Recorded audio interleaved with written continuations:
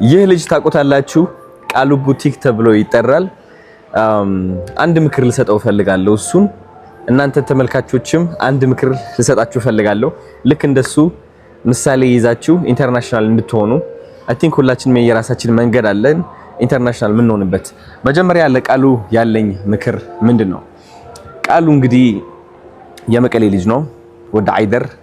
እኔ ያው እዛ አካባቢ እዛ ሰፈርም ባልሆን ትንሽ 10 ደቂቃ ራቅ ብዬ ነው ያደግኩትና በጣም ኮርቻለሁ። ኦልሞስት የሰፈሬ ልጅ እንደዚህ ኢንተርናሽናል ሆኖ ሳየው በጣም ትልቅ ደስታ ይሰማኛል። ግን ለቃሉ ትልቅ ምክር አለኝ። ይህ በኦንላይን እየመከርኩበት ያለው ምክንያት በቪዲዮ ቢካዝ እናንተም እንድታዩ ነው እንጂ በውስጥ መጻፍ ይችል ነበር፣ ችግር የለውም። እና ቃሉ አሁን በጣም ብዙ ሰዎች ከምታስበው በላይ ያጨናንቀዋል። ከምታስበው በላይ በጣም ብዙ ኮንተንት ክሪኤተሮች፣ በጣም ብዙ ካምፓኒዎች ካንተ ጋር ኮላብ ማድረግ ይፈልጋሉ። ይህ ደግሞ ትልቅ በረከት ነው እንድታቀው። ይህ በረከት መናቅ የለብህም፣ ግን ደግሞ ማገናዘብ አለብህ። ማነው ለጥቅሙ የፈለገ?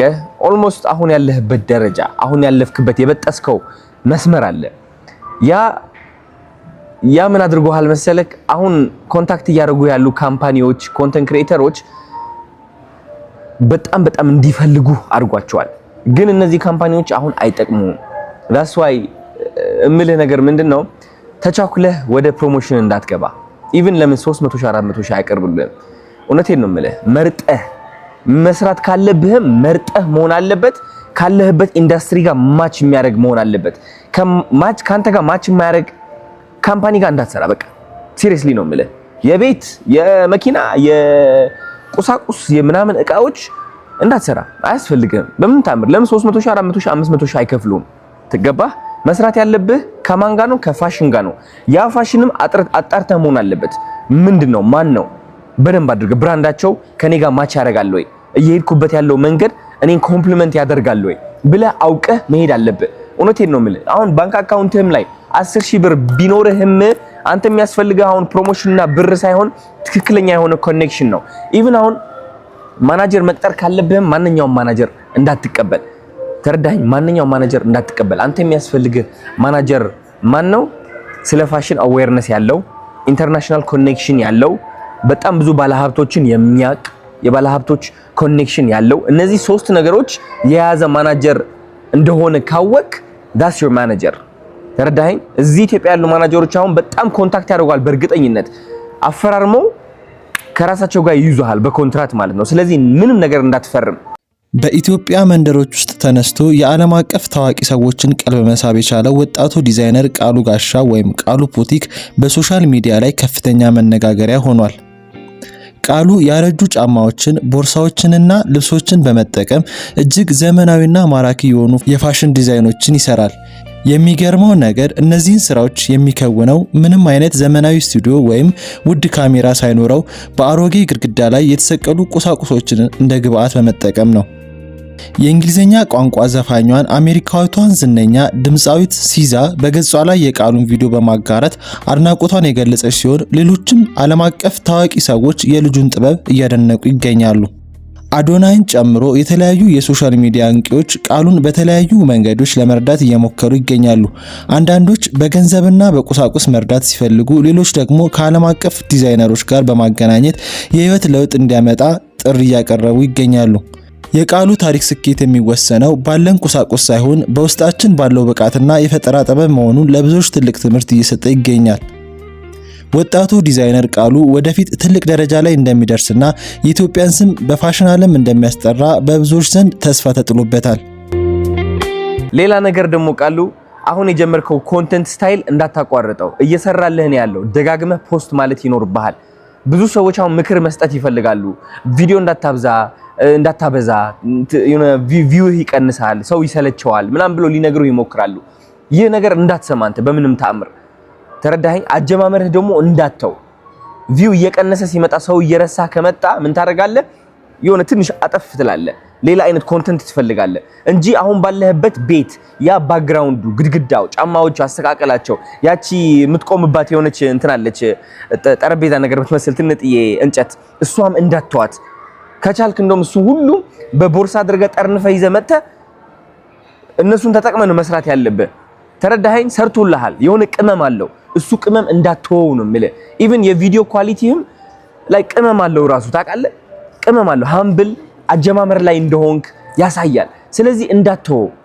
እሱ ነገር እየቀነሰ ከመጣ መስራት ካቆመ ነው ትንሽ ትዊክ የምታደርገው። ስለዚህ አንተ የሚያስፈልግ የፋሽን ማናጀር የባለሀብቶችን የሚያውቅ ኢንተርናሽናል ኮኔክሽን ያለው ማናጀር ብቻ ሳይሆን የኮንተንት ማናጀር የሚያስፈልግሃል።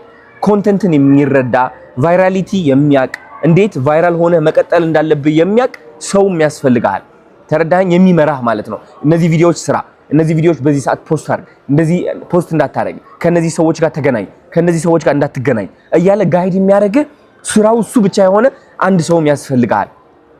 አሁን ያለህበት እይታ በጣም ብዙ ሰዎች በነፃ ካንተ ጋር መስራት ይፈልጋሉ። ልንገርህ፣ ሳትከፍላቸውም ለምን ጥቅም እንዳለው ያውቃሉ ለራሳቸው ማለት ነው። በዚህ ሰዓት ካንተ ጋር መስራት የማይፈልግ ኮንተንት ክሬተር የለም። ተረዳኝ? ከራሴ ጀምሮ እኔም ከኔ ጋር ብትሰራ በጣም ደስ ይለኛል። ሲሪየስሊ፣ ለምን አንተ የምታገኘው ጥቅም አለ፣ እኔም የማገኘው ጥቅም አለ። ህይወት እንደዛ ነች፣ በመጠቃቀም ነው። ተረዳኸኝ አይደለ? እና ለአንተ ጥቅም ሳያቀርቡ ለጥቅማቸው ብቻ የሚጠሩ ሰዎች ግን ከነሱ ተገንዝበህ አስተውለህ እንዳትቀርባቸው ልል እፈልጋለሁ። ተመልካቾቼ ደግሞ ከቃሉ ቡቲክ ምንድነው የምትማሩት? መማር ያለባችሁ አውትሳይድ ኦፍ ዘ ቦክስ ማሰብ ነው። እኛ ካደግንበት ከተማርነው ከተነገርነው ነህ ከተባልነው ወጣ ብለን የራሳችን የሆነ ቅመም እንፈልግ ህይወት ላይ ነው። ሜቢ ዛሬ እስኪ ዲዛይነር ለመሆን ልሞክር፣ ዛሬ እስኪ ፈረስ ለመጋለብ ልሞክር፣ ዛሬ እስኪ ግጥም ልጻፍና ላንብብ፣ እስኪ ራፐር ለመሆን ልሞክር፣ እስኪ ዘፋኝ ልሁን። አዳዲስ ነገሮችን ኤክስፕሎር ማድረግ ያለመን ነው አድርገ ነው የማናቅ ብዙዎቻችን ተደጋጋሚ ተመሳሳይ ነገር በየቀኑ ህይወታችን በቃ የምንኖራቸው ነገሮች አሉ የሚሰለቹ። እነሱ ነገሮች እያደረግን አዲስ ነገር መጠበቅ ደግሞ የማይሆን ነገር ነው። ስለዚህ አዲስ ማንነት መገንባት ከፈለግን የድሮ ማንነት መሞት አለበት። ካስፈለገ በየወሩ በጣም ካስፈለገ ደግሞ በየቀኑ ራሳችን የመቀያየር መብት አለ። ይህ ልጅ ምንድነው ጤነኛ አይደለም እንዴ እስከምንባል ድረስ የዛኔ አንዷ ማንነት የኛ ማንነት ትሆናለች። አንዷ ማንነት ከኢትዮጵያ ሰንጥቃ አልፋ በአፍሪካ በዓለም ሙሉ እኛን የምታስተዋውቀን ትሆናለች ማለት ነው። እወዳችኋለሁ። ከቃሉ ቡቲክ ይህን የተማርኩት እናንተም ተማሩበት። ቃሉ ቡቲክ ምጠይቅህ ማገናዘብህን ጨምራውን ኮራበል በራስህ ተማመን። because አስተዳደጋችን አውቀዋለሁ ራስህን ዝቅት እንድታረግ እንድታሳንስ ያረጋሃል። ርካሽ የሆነ ብርንካ ሲሉ ለመቀበል ትጓጓለህ። እኔ ስላለፍኩበት ነው እየነገርኩ ያለሁት። እንዳትሰማ 10,000 ባንክ አካውንት ላይ ይዘህ በኮኔክሽን ብቻ ሰው የሚያገዘው እየመጣ በውስጥ እየታገዝክ ብትወጣ ይሻለኛል። እኔ ፕሮሞሽን ሰርተህ ብር ከምታገኝ 500,000 ምናምን ማለት ነው። እወድሃለሁ። መልካምን ሁሉ እመኝልሃለሁ። ፒስ። በአሜዚንግ በሆኑ የልብስ ዲዛይኖቹ በጣም ኢንተርናሽናል እየወጣ ያለ በጣም የሚገርም ኢትዮጵያዊ ልጅ ነው እና ይሄንን ልጅ እንርዳው በሚል የተጀመረው ነገር በጭራሽ አልተመቸኝም። እኔ ማለትም በቃ ስልክ እንስጠው ገንዘብ እንስጠው ምናምን የሚል የራስን ብራንድ ይበልጥ የማሳደግ ጉዞ ነው እንጂ ለልጁ ይሄ ነገር ብዙ የሚጠቅመው ነገር ያለ አይመስልኝም። እኔ እንደማስበው ይሄንን ልጅ ማገዝ የምንችለው ከተቻለ ከኢንተርናሽናል ዲዛይነሮች ጋር ማገናኘት ለሱ ትልቅ ህይወቱን ሊቀይር የሚችል ነገር ማድረግ ነው እንጂ እዚህ ጥቃቅን ነገሮችን ማድረግ የራስን ብራንድ ማሳደግ ነው እንጂ ለልጁ ምንም የሚረባ ነገር አይደለም ይሄና እንደውም ከተቻለ ይሄንን ልጅ እኛ ማገዝ የምንችለው አሁን ኢንስታግራም ላይ በጣም ከትልልቅ ኢንተርናሽናል ሴሌብሪቲዎች ጋር ጭምር ኢንጌጅ እያደረገ ያለ ልጅ ነው። ኢንጌጅ እያደረጉ ነው ፖስቱ ላይ እና ይሄንን ልጅ ዝም ብለን ላይክ ሼር ሪፖስት እያደረግን የተወሰነ ጊዜ እንቆይ። መርዳት የምንፈልግ ሰዎች ካለን በውስጥ እናናገረው።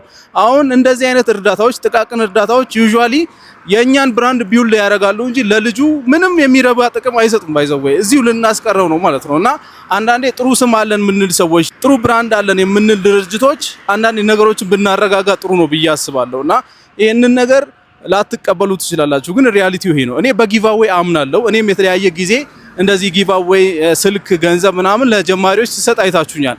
ነገር ግን በግልጽ ነግራችኋለሁ ይሄ ነገር ለእናንተ ብቻ ሳይሆን ለኔም ይጠቅመኛል። የራሴን ብራንድ ቢውል አደርግበታለሁ ብዬ ስነግራቸው በጣም ይገርማቸዋልና አንዴ እንደውም በዚህ ጉዳይ ቪዲዮ ሰርቼ በጣም ብዙ ሰዎች ገርሟቸውና ከልባቸው አይደለም ማለት ነው ሰውን የምታግዙት እስከማለት ድረስ አንዳንዶች እስከ መስደብ ድረስ ደርሰዋል። ግን ሪያሊቲው ይሄ ነው። ባይዘው አንዳንዴ በጣም ኢንተርናሽናል ሊወጡ የሚችሉ ልጆች ካሉ ዝም ብለን ብንለቃቸውና በጣም ቢያድጉ ይሻላል ለኛ መጠቀሚያ ከምናደርጋቸው ማለት ነውና ይሄንን ልጅ በዚህ መንገድ ሰፖርት ብናደርገው ጥሩ ነው ብዬ አስባለሁ። ቃሉ ቡቲክ ይባላል። እስካሁን ፎሎ ያላደረጋችሁ ልጆች ካላችሁ ገብታችሁ ፎሎ አድርጉት። በጣም ክሬቲቭ ነው እና ኢንተርናሽናሊ ሊወጣ የሚችል በጣም ጎበዝ ልጅ ነው።